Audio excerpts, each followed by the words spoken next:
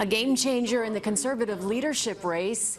Kevin O'Leary, the brash reality TV star, stood at the microphone right over there here at the Fairmont Royal York Hotel just a short time ago and confirmed he's dropping out of the race and blamed lack of support in Quebec. My biggest challenge was to grow my base in Quebec.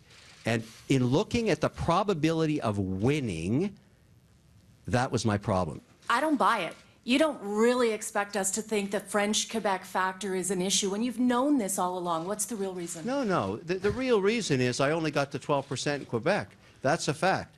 Now you have to ask yourself, what is the likely outcome of only having maybe 11 or 12 seats or maybe less if I couldn't get support there? Or did you look at Trump and realize it's not that much fun after all?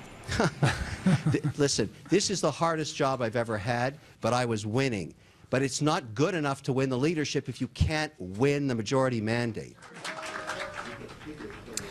The brash businessman and a very outspoken TV star is now throwing his support behind Quebec MP Maxime Bernier. Both men were quick to downplay the rivalry they developed during the campaign.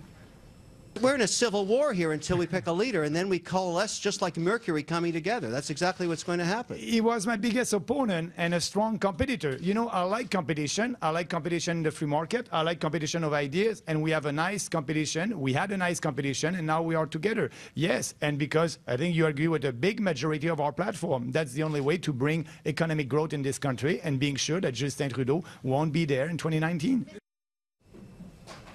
With O'Leary now out of the race, one of the big questions is who will his supporters support? He has about 35,000 of them. One political commentator I spoke to says those supporters may end up attaching themselves to the race's most controversial contender. The one big thing that O'Leary did for the Conservative Party was he took the air out of Kelly Leitch's balloon in her campaign when he jumped in the leadership race. So do the people that were looking at Kelly Leitch that transferred to Kevin O'Leary now go back to Kelly? Or do they go to someone like Erin OToole, who's been kind of running a quiet campaign, but one that people seem to like, and he's well liked by other MPs? Now, O'Leary faced a lot of criticism during his brief 4-month run for the Conservative leadership race. And in fact, one of the key criticisms was that he was spending as much, if not more, time in the U.S. as he was here in Canada.